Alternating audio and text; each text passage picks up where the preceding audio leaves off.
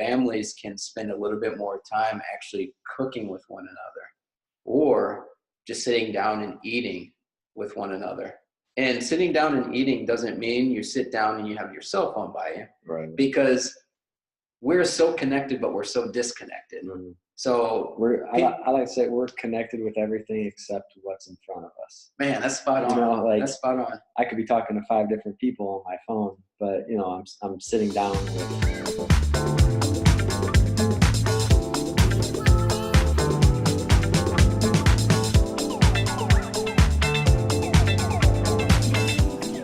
Welcome back to the Round Table Talk.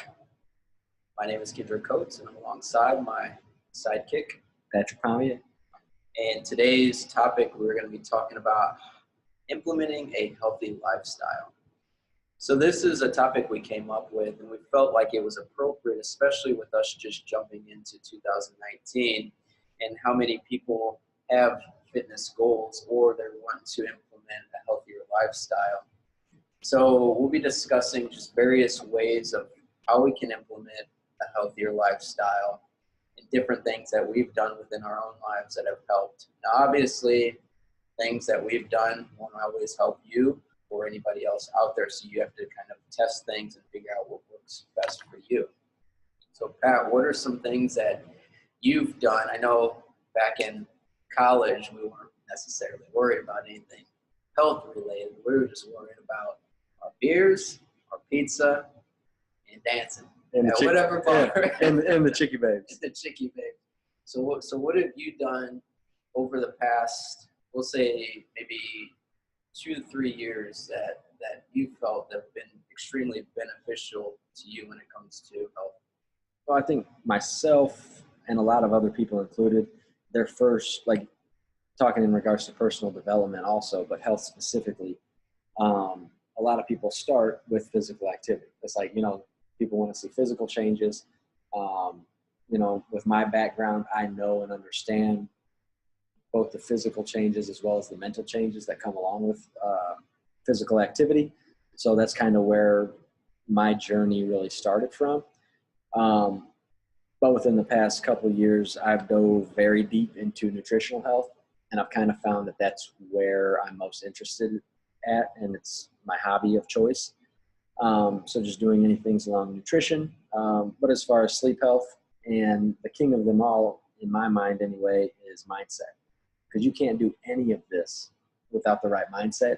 You can start it, but, you know, with most New Year's resolutions, after the first week or two, after the first month, February rolls around, and people have Valentine's Day enjoying their delicious chocolatey treats, which you still should and you still can, but you know, it's mindset over everything else that's going to keep you going. So your mental health has to be there for all of these other pillars to take place.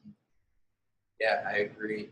And that's one of the big things you see, whether you're male or female. We'll just take weight loss, for example.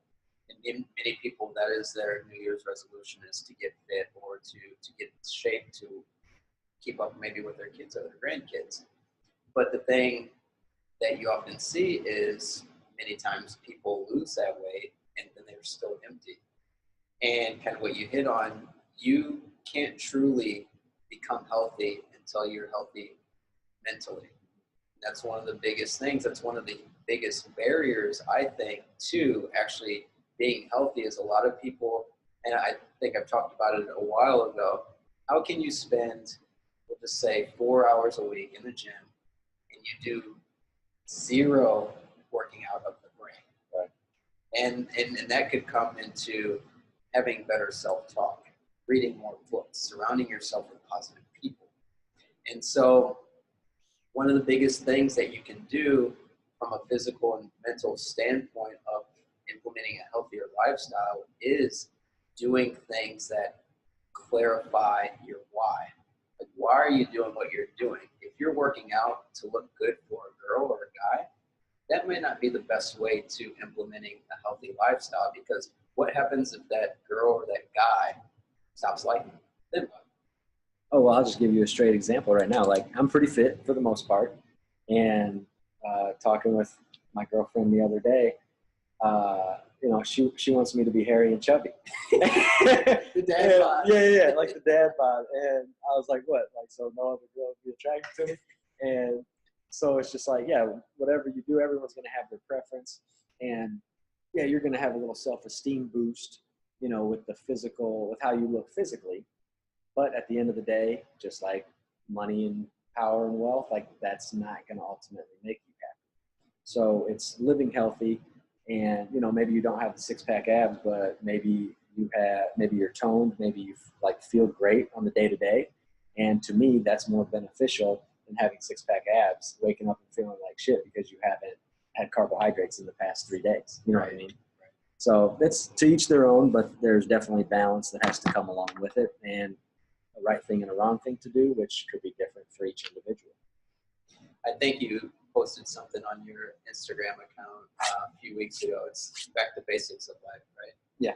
So if you guys are listening, go and follow Patrick at Back to Basics of Life on Instagram. And it may have been your Facebook or Instagram page, and you were in the store, and the post, you were by cereal. Oh, yeah. Cereal, don't get me wrong, when I was a little kid, I mean, give me them Lucky Charms, give me them Captain Crunch, give me them, what are the Puffs? There's Cocoa. Kicks. Cocoa Puffs. Yeah, Cocoa Puffs cereal, are good. man. It was like eating cocaine, really. And it really is, honestly. It's almost worse with, but that post was geared directly towards the amount of sugar in cereal. As far as the health claims that are on a lot of cereals, yeah, they might have boosted the calcium that's in their product, but look at the fine print just with anything and really understand what you're putting in your body, because there's no, even the health, quote unquote, health food cereals, you know, it's still going to have massive amounts of sugar in it and just other chemicals and artificial flavoring sweeteners that you're putting into your body. So it's like with certain cereals, we'll take Fruity Pebbles. Okay, as a kid, I'm like, okay, Fruity Pebbles, there must be fruit in it. So it's how many companies advertising, maybe, Fruity Pebbles, and they've got other, was it rated? Well, we won't even get into talking about brands, but there are certain cereals out there, certain brands that actually they're implying that there's fruit in the product. Right. Or it's whole grain or whole wheat or whatever you want to say. And if you look at the sugar, it's like, damn. That's, you know what, I'm going to sacrifice those nutrients because of the amount of sugar that's in that product. And yeah, like people, you know, I eat sugar, I eat sweet things, but it's sparingly because sugar is directly linked towards inflammation. But at the same time, you do need to indulge a little bit. And, you know, if you've been doing great all week, then yeah, throw storage a little bit. But do you want to give your kid breakfast cereal or Pop-Tarts every day before they go to school where they're supposed to be learning and, you know, gaining all this information? Probably not, because it's going to inhibit that. So, you know, implementing an overall healthy lifestyle, not just for yourselves, but for your kids or for your parents, whoever is listening. It's really the more people you get going along with you, the easier it is. So I suggest that, you know, families try to do it together and, you know, just go out. It's been beautiful here lately, even though it's January. Just going on a walk, like a simple walk has so many mental, cognitive benefits and just to affect your overall mood. So why not? Right. And even to hit on family over Christmas, and this year or last year, this past Christmas, I didn't ask for anything I didn't want anything, but I secretly had in the back of my mind, I was like, yeah, on Christmas morning, I'm gonna make a green smoothie and I'm gonna finesse my family into trying something. Yep. And, you know, my family tried it and they're like, oh, that's not bad. And it had fruit, spinach, dates, hemp protein, and all the good stuff. Well, the good stuff that we think is good. Right. And as coming from a perspective of being healthy, what I find is shoving it down people's throats is the wrong way to go. Mm-hmm. And that's where you see a lot of these advertisements on TV is they're shoving these things down people's throats. And if you're not ready mentally to make that jump, most people aren't going to do it. So what are some things that you've done to get people around you to kind of be a little bit more aware of implementing a healthier lifestyle? Well, I mean, you hit it on the head. If they're not ready, no matter what aspect of health, they're not going to do it. They might do it for a little bit, but then they're just going to fall off because they really don't want that for themselves. Some things that I've done, obviously I don't push it upon anybody, but if somebody has a question, yeah, I'm going to answer it to the best of my knowledge. And then just offer opportunities for them to join in. I'll do a lot of like extracurricular physical activity and nutrition nights at the school that I work for, where people, I've had great turnouts, luckily, and great family involvement. But it's just the offering. Like, no, they don't have to come. No, they don't have to pay anything. We donate sometimes to certain organizations, but just come if you want to.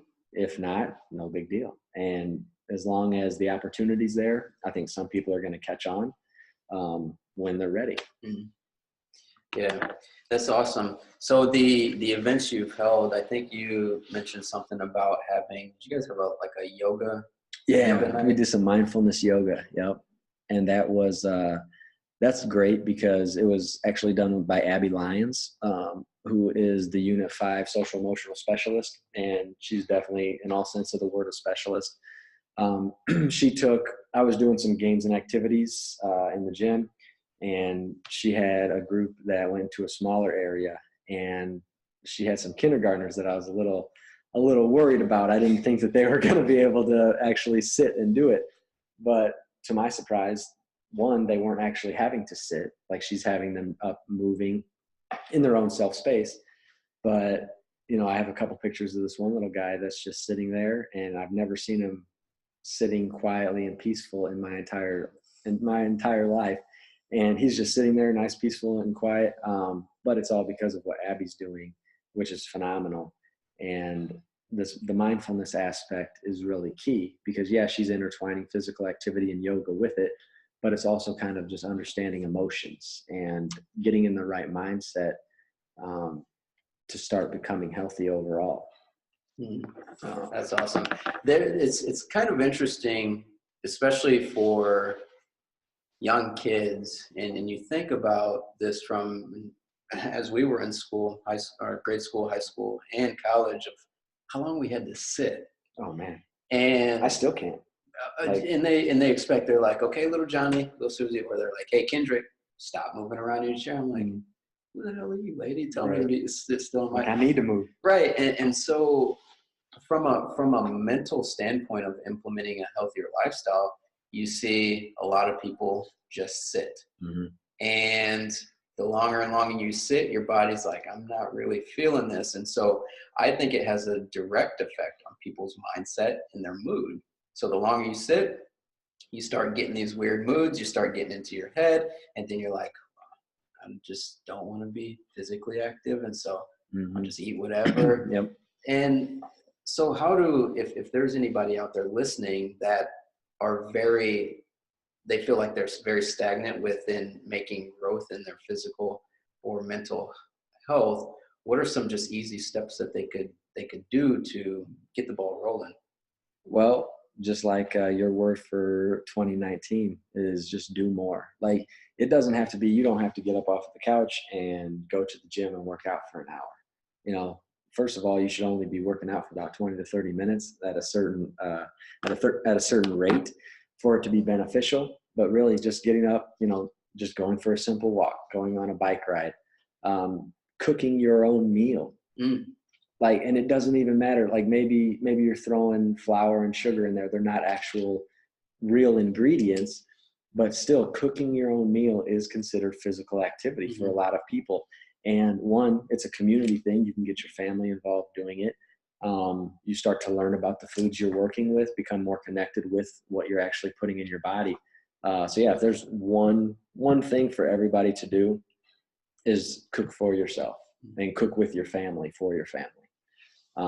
Because that kind of intertwines everything together as far as overall health and implementing it to the family setting too. I think that's one of the big things that we are missing in today's world is family bond. So you see families eat at different times. So maybe the mom and dad are done with work and they eat, and then the kids have practice, they get home, and then they'll eat by themselves. And so that doesn't necessarily seem significant, but from a developmental standpoint with younger kids, that family time is significant. Mm-hmm. Oh, yeah. And you see it a lot with kids when they don't have that bond with their families as they're growing up. It shows those flaws or those issues will eventually show up somewhere in life, whether it be with anxiety, maybe they just don't have very strong relationships with friends or significance around them because that's what they saw when they grew up. So you are spot on. If families can spend a little bit more time actually cooking with one another or just sitting down and eating with one another.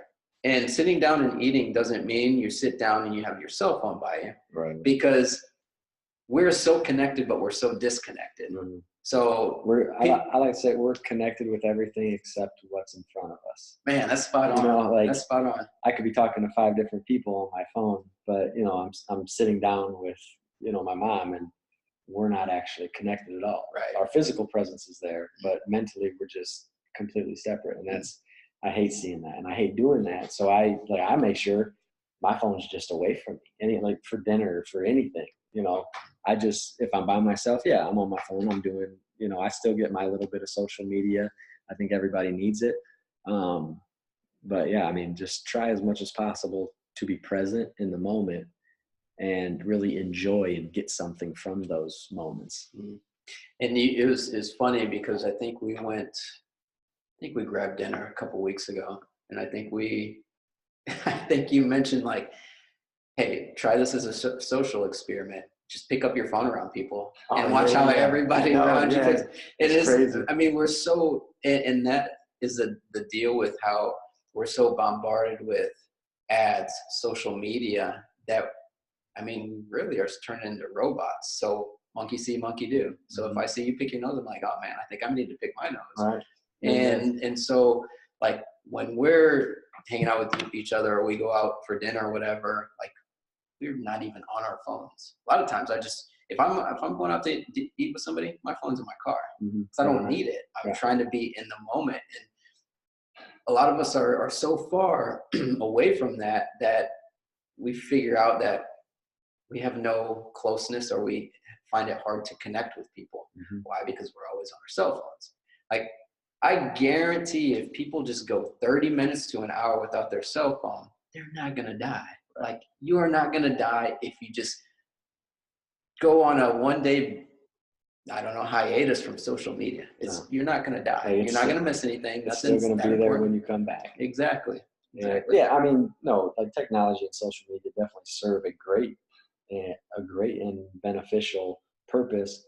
But at the same time, if we're not aware of what that purpose should be, then we're just going to get caught up in the scrolling and like the hours upon hours of scrolling and watching videos and, but it's not that social media is the problem. It's the use of social media, and how it's used is more so the problem.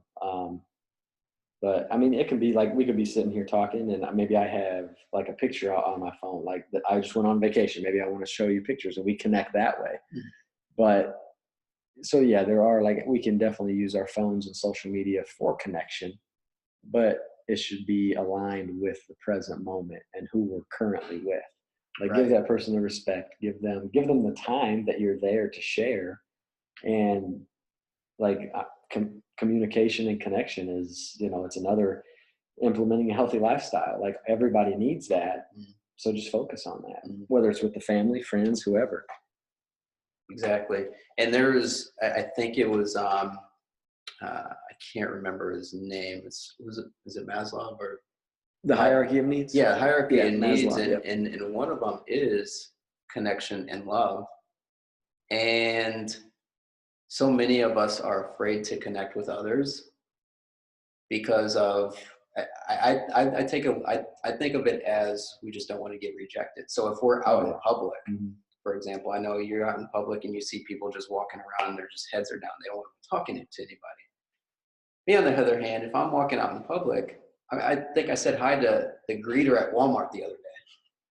this fool didn't even say hi back to me. So what's the point? Right. So you're getting paid to be a greeter. You don't say hi to me, and I initiated the hi. Yeah. Like, I wanted to slap that dude in his face. Like, but it's the fact of a lot of people are scared to kind of, you know how you go to the pool in the summertime and you dip your toe in, see how cold it is. Right. Like, a lot of people are just scared to test the water. It's Mm-hmm. like, put yourself out there to connect with other people, and it doesn't even have to be from a standpoint of like wanting to date somebody or wanting to fall in love with somebody. You just connect with other people to learn about the world.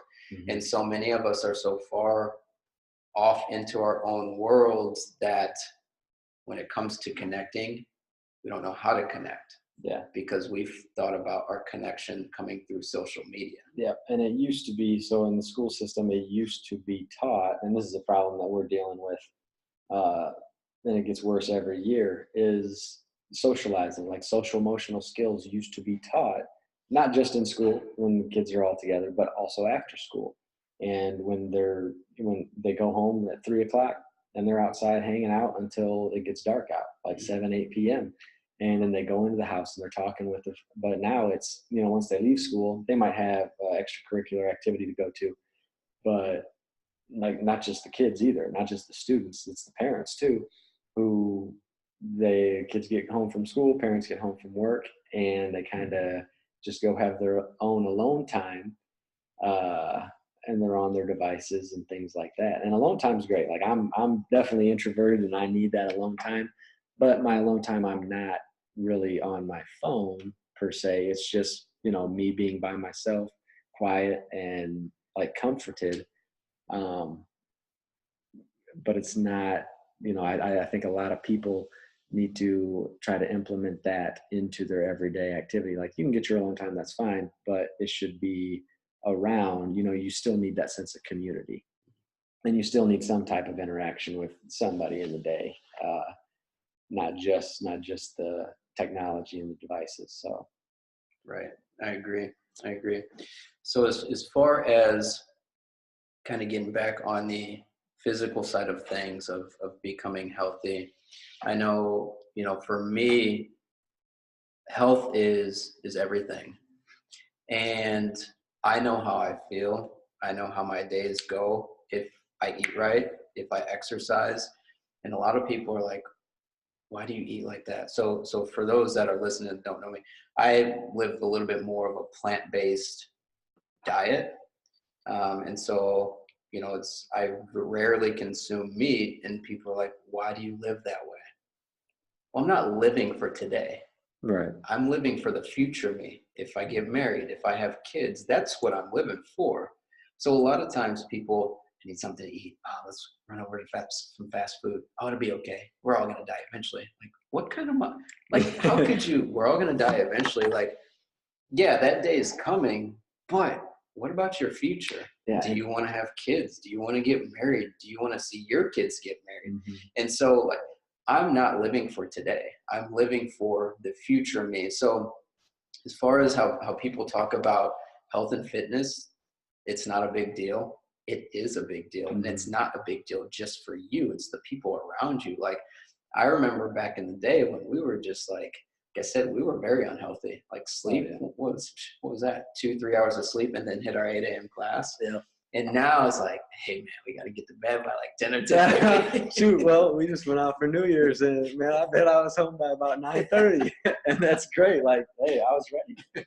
We had our fun, we had a couple drinks, but it was more than a couple. Yeah, you did for sure. I was just watching. But no, but yeah, I think, and it's not the fitness, it's not like the bodybuilders or like the models that you see. Like, that's not, that is fitness. That's one version of fitness, but your overall health is for you specifically.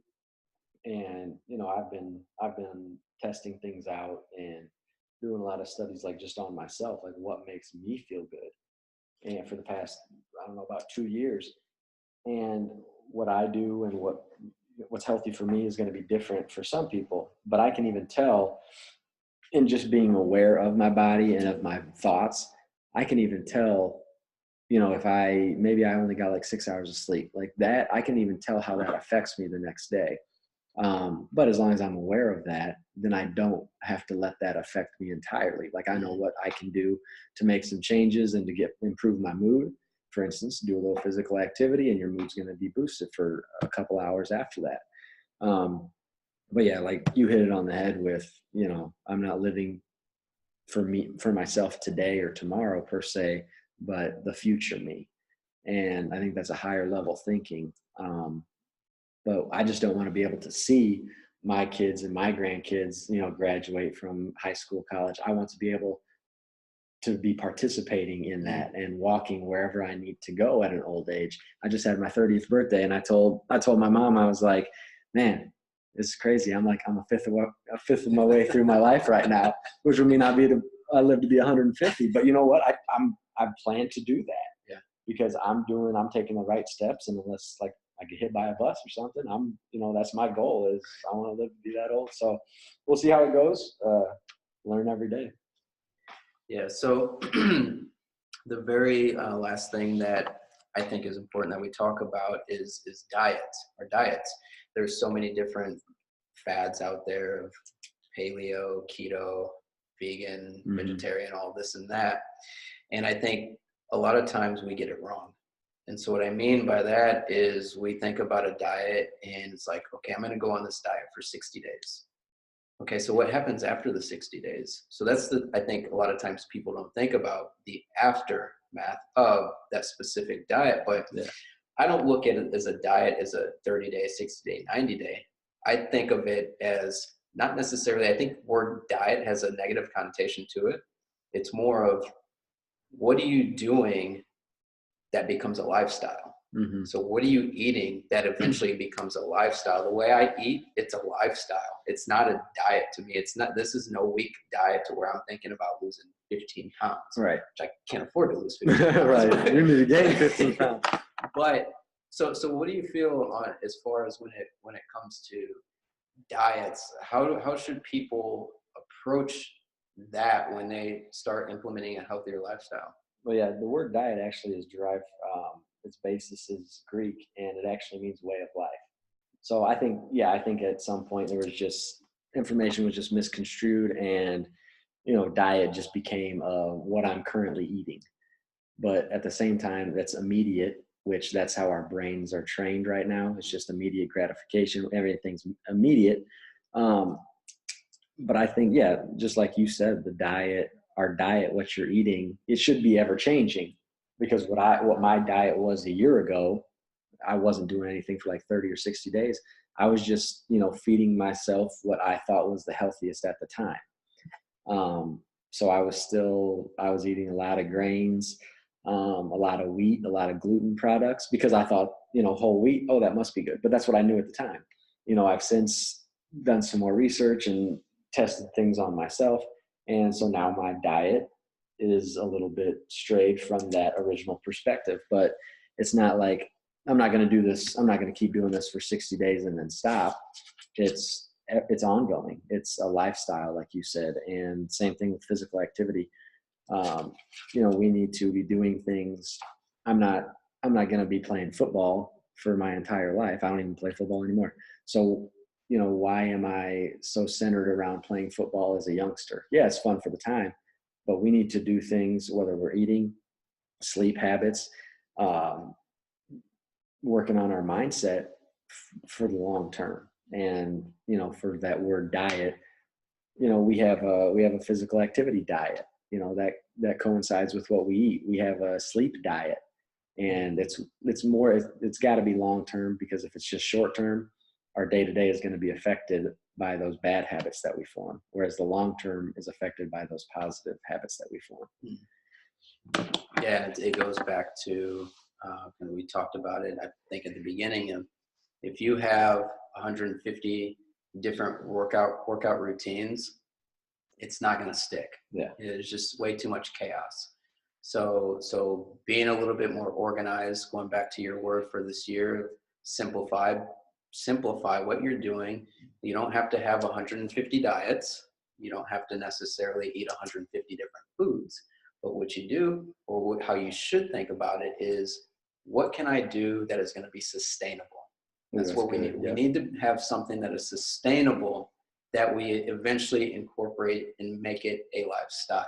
Yes. So there's some gems for you, whoever's out there listening, and I think that, you know, as we move along into 2019, we have to take a step back and think a little bit more on what our bodies need and what our bodies are telling us. Because a lot of times our bodies are our best resource. They'll tell us what we need. But a lot of times we have our brains cluttered with all these different ideas. Maybe you're listening to the new trainer at the gym, or maybe you're listening to your Uncle Mo, who used to compete back in 1940 in the Olympics, or Moses maybe, Mo, man. or maybe you're listening to the guy at your local bar. But whatever you're doing, listen to your body first, because your body is going to tell you, for the most part, what you need and what it doesn't like. It's the same thing. If you don't get enough sleep, what does your body tell you? Hey, I need to go to sleep. Yep. And, you know, diet, like Patrick said, it's a way of life. It's not just 30 days. It's not 60 days. It's a lifestyle. So as we wrap this up, think about things that we've said and think about things that you could do to implement a healthier lifestyle moving or going forward into 2019. It doesn't mean that you have to be perfect with everything you do, and it doesn't mean that you have to do what your best friend does. What it does mean is you need to do something that works for you. And ultimately, what works for you will eventually bring out the best qualities in yourself, and it'll trickle down to your friends, your family, and even your kids now or your kids in the future. So just think about that. Let that marinate in your brain for a little while. And if you found some value from this video, please share it with a friend. Please share it with somebody that may need to hear this message. I know fitness and health can be an extremely difficult topic to kind of walk through and try to figure out what works, but don't overcomplicate it. Again, listen to what your body is wanting and make it into a lifestyle. So we appreciate you taking the time to listen to our short roundtable discussion. And we look forward to hearing from many of you. As I mentioned, drop us a comment and let us know what you think about this episode. So again, I am Kendrick Koatsc, and I'm with my sidekick, Patrick Pommier. And until next time, we'll chat soon.